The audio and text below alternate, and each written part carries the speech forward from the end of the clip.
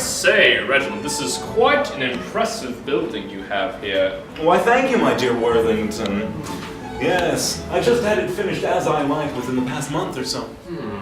What excellent decor. Tell me, could you show me to my hotel room? I'm sorry, but I'm afraid that the hotel room is not quite ready yet. The maid service is still working on it. You know how hard it is to find good help these days. We shall retire to the lounge for a little while, if you'll come this way. Absolutely.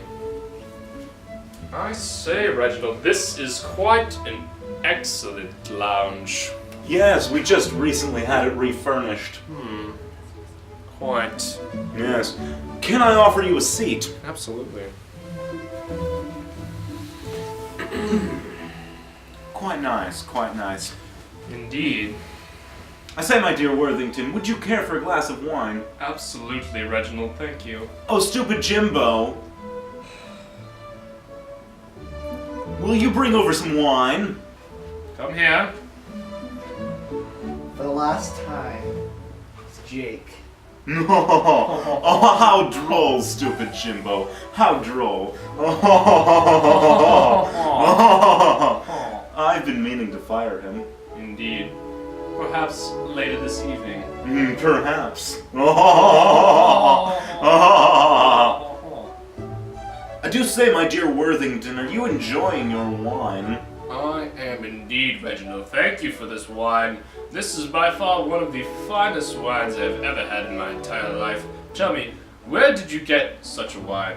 You know, I'm not certain exactly. I had my butler purchase it for me for this exact occasion. It was in fact surprisingly affordable. Really? Why, yes, it was only $1,300 for the bottle. For the bottle? For the bottle. A mere drop in my bank account. I agree.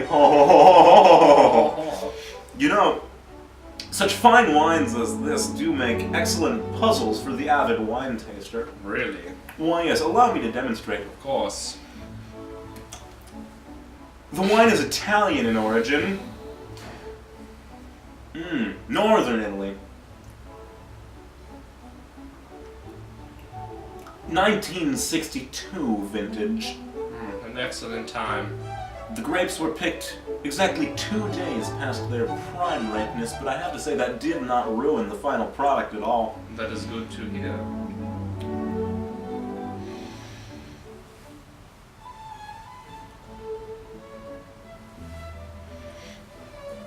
After they were picked, the fermentation was overtaken by a Frenchman.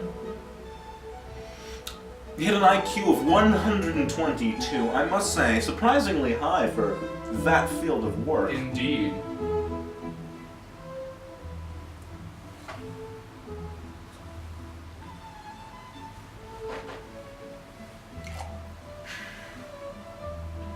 You know, after the wine was fermented, it was taken on a container ship to this country. The captain of the container ship was drunk completely off his ass the entire voyage. Despicable. Disrespectful of the craft, I must say. Indeed. And so, command of the ship for most of the journey was taken over by the second officer, who, as soon as they arrived in port in, oh god, Newark, New Jersey. Disgusting. I must agree. No respectable person has ever been to Newark. But as soon as they arrived, he filed a formal complaint with the shipping company, and the captain was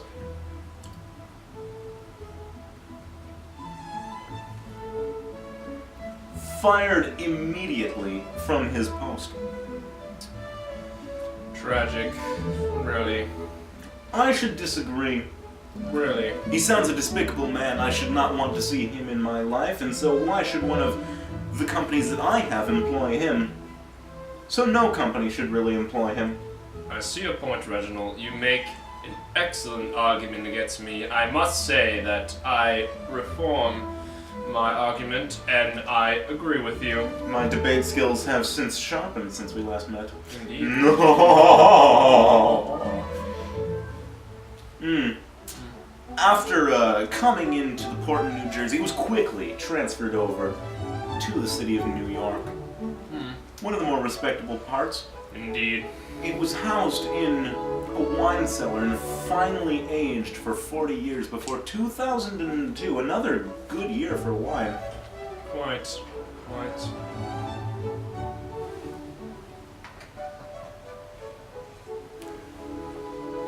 Once it arrived in stores, my butler purchased it that year. It has been sitting on the shelves in my personal wine cellar ever since. From that smell, I can judge it was opened earlier today by none other than that man over there. Which man? Oh, the one that I'm about to fire. You're fired. Quite droll, do you agree? Indeed. Indeed.